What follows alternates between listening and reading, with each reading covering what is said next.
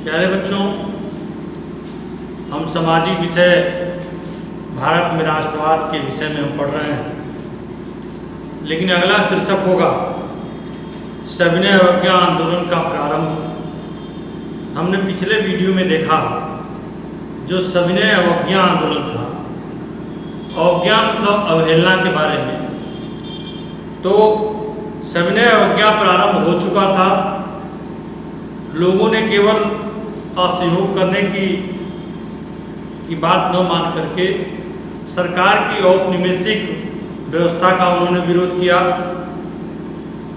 वहाँ के हजारों लोगों ने, भारत के हजारों लोगों ने नमक कानून को तोड़ा, विदेशी कपड़ों को पहनने से बहिष्कार कर दिया, उसको यूज करने से बहिष्कार कर दिया। साथ ही साथ जितने कर्मचारी थे अपने त्याग पत्र देना भी शुरू कर दिया। इस व्यवस्था को देखते हुए जो वन में काम करते थे, जो वनों में जिनका जीवन होता था, एक तरह से हम वनवासी उनको कह लें, और वो लोग, उन लोगों के लिए एक कानून था कि वो जो आरक्षित वन थे उसमें उनको जाने से मना किया जाता था। लेकिन वो लोग भी इस आंदोलन को देखते हुए, गांधी जी के इस आंदोलन को देखते हुए, वो भी लोग जहां मना था वहां भी लोग जाते थे। इस घटना से भयभीत होकर के औपनिवेशिक सरकार ने कांग्रेसी नेताओं को गिरफ्तार करना शुरू कर दिया। इसी बीच एक घटना घटी, वो अप्रैल 1930 को गांधी जी के बहुत प्रिय साथी, समर्पित साथी अब्दुल गफ्फार खां को गिरफ्तार कर लिया गया। इस घटना को सुनकर के सभी नागरिक गोलियों का सामना करने के लिए सड़कों पर उतर गए। लेकिन जो यह आंदोलन चला तो उसमें कई लोग अपने अपने तरीके से इसको अपनाया। हम देखेंगे लोग संपन्न किसान थे, वो लोग ये चाहते थे कि जो लगान था उसको कम किया जाए, क्योंकि ये भी एक समस्या थी। उसमें मंदी का दौर चल रहा था। मंदी के दौर चलने के कारण जो उनके अनाज का जो समर्थन मूल्य मिलना था वो भी नहीं मिल पा रहा था, और उसके एवज में लगान चुकाने की बात थी, लगान भी नहीं चुका पाते थे क्योंकि उनको अधिक मूल्य नहीं मिला, उनको समर्थित मूल्य नहीं मिला, तो लगान देने में उनको दिक्कत होती थी। दूसरी तरफ जो गरीब किसान थे उनका यह मानना था कि कर ही न समाप्त हो। वो लोग ये चाहते थे कि जमींदारों से जो वो पट्टे की जमीन लेते थे उनको अनाज देना पड़ता था, और क्योंकि मंदी के दौर होने का अनाज उत्पादन भी कम हो गया, तो वो लोग चाहते थे, जो गरीब किसान चाहता था कि कर भी कम हो, और जो जमींदार है उसको जो कर देने की बात थी, उसको जो पैसे देने की बात थी, उसको अनाज देने की बात थी, वह भी माफ होना चाहिए था।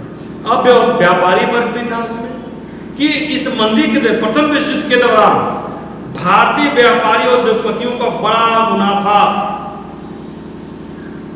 कमाया था और ताकतवर बन चुका था। अपने कारोबार को फैलाने के लिए उन्होंने ऐसे औपनिवेशिक नीतियों का विरोध किया जिसके कारण उनकी व्यवसायिक गतिविधियों में रुकावट आ सकती थी।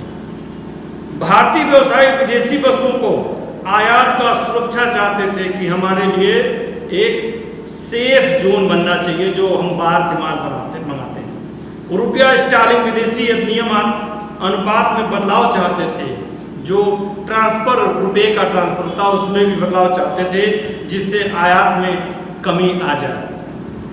व्यवसायिक हितों के संगठन के लिए जो भारतीय व्यवसायी थे, 1920 में भारतीय औद्योगिक एवं व्यावसायिक कांग्रेस, जिसका नाम है Indian industrial and commercial Congress, और एक संगठन बना 1927 में भारतीय वाणिज्य और उद्योग संघ यानी federation of Indian chambers of commerce and industrial फीकी का गठन किया गया, जो अपने देश के उद्योगपति थे पुरुषोत्तम दास, ठाकुर दास और जीडी बिरला जैसे जाने माने उद्योगपति के नेतृत्व में उद्योगपतियों ने भारतीय और अर्थव्यवस्था को औपनिवेशिक नियंत्रण का उन्होंने विरोध किया था। यानी जो विदेशी यहाँ पर निवेश कर रहे थे वह बिरला जी और पुरुषोत्तम दास ठाकुर दास ने इसका विरोध किया था। तो दूसरी चीज और एक और समस्या पैदा हो गई कि जो गोलमेज सम्मेलन में, यानी प्रथम में तो कांग्रेस ने इसका विरोध किया, प्रथम गोलमेज सम्मेलन में नहीं किया, लेकिन जब दूसरे में गोलमेज सम्मेलन में महात्मा गांधी ने जी गए थे तो वहां से उनको खाली हाथ लौटना पड़ा। इसलिए उनको विफलता के बाद जो व्यावसायिक संगठनें थीं वह उत्साह में उनके मंदी आ गई, गए हैं तो कुछ लेकर के आएंगे, लेकिन खाली हाथ वापस आए। उन्हें उग्र गतियों का भय था और लंबी अशांति और आकांक्षा के कारण कांग्रेस के युवा सदस्यों ने में समाजवाद के बढ़ते प्रभाव को डरे। जो समाज का जो बढ़ता प्रभाव है या युवा सदस्यों का, वह लोग डरने लगे कि क्या होगा। अब दूसरा एक और वक्ता औद्योगिक श्रमिक वर्ग जो उद्योगों में काम करता था, वो लोग भी चाहते थे कि उनको कैसा स्वराज होना चाहिए, हम कैसा क्या चाहते हैं। लेकिन उन्होंने कहा कि सविनय अवज्ञा आंदोलन को नागपुर के अतिरिक्त और कहीं भी बहुत बड़ी संख्या में हिस्सा नहीं लिया। यानी पूरे भारतवर्ष में जो सविनय अवज्ञा आंदोलन में जो औद्योगिक श्रमिक शामिल हुए थे, मात्र एक स्थान जहाँ पे है वह नागपुर में बड़ी संख्या में लोग एकत्र हुए, बाकी इसके अलावा कहीं भी बड़ी संख्या में एकत्र लोग नहीं हुए। जैसे जैसे उद्योगपति कांग्रेस के समीप आ रहे थे, यानी जैसे उद्योगपति जो फैक्ट्री चला रहे मालिक वह कांग्रेस के समीप आ रहे थे, तो मजदूर कांग्रेस के छिटकने लगना शुरू कर दिए। यानी जो मजदूर कांग्रेस था वह छिटकना मतलब दूर जाने लगे। कारण था उनका सबसे बड़ा शत्रु, ये श्रमिक मानते थे कि उनका बड़ा शत्रु वह मिल मालिक है, क्योंकि उनको समय से मजदूरी नहीं देता है, जितना हम काम करते हैं वो हमको मजदूरी नहीं देता है, काम हमको अधिक करवाता है, उसके बदले में हमको मजदूरी नहीं देता। अनेकों समस्याएं थी। इसलिए ये जब कांग्रेस के समीप उद्योगपति आए तो मजदूर संघ का जो कांग्रेस है उससे दूर जाने लगा। उन्होंने विदेशी वस्तुओं को बहिष्कार जैसे गांधीवादी विचारों को मन में वेतन व खराब कार्मिक स्थिति को विरुद्ध अपनी लड़ाई को जोड़ दिया था। उन्होंने अपनी एक लड़ाई जोड़ दिया। सविनय अवज्ञा आंदोलन के तहत में उन्होंने एक और चीज जोड़ दिया। गांधी जी कुछ और चाहते थे, लेकिन आम जनमानस के लोग कुछ और लोग चाहते थे। इसलिए तो ये स्थिति उत्पन्न हो गई कि अपने अपने मन के अनुसार, अपने अपने वर्ग के अनुसार लोग स्वराज की भावना को चलाते थे। लेकिन प्यारे बच्चों, मैं एक कहानी के माध्यम से आपको एक चीज टिप्स देना चाहता हूँ। आप सुने होंगे भी, अच्छा लगेगा तो जरूर शेयर करिएगा। कि यह कहानी है, एक व्यक्ति अपने बच्चे के साथ बाजार में जाता है। उसका लड़का उसका हाथ पकड़ के बाजार में पहुंचता है तो एक दुकान पे खिलौना देखता है और जिद करता है कि वो खिलौना उसको हमको चाहिए। तो गार्जियन ने पूछा कि दुकानदार भाई, इस खिलौने का दाम कितना है? तो वो कहा कि इस खिलौने का दाम 10 रुपया है। कितना कहा? 10 रुपया।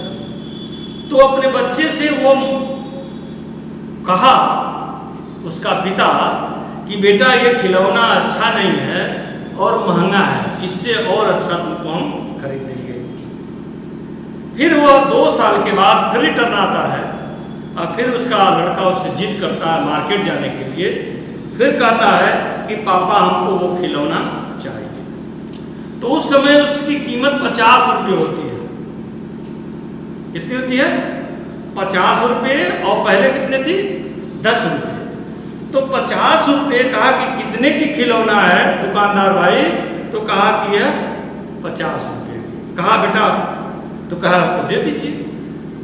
और लिया और कहा बेटा ये बहुत सस्ता है, ये खिलौना ले लो।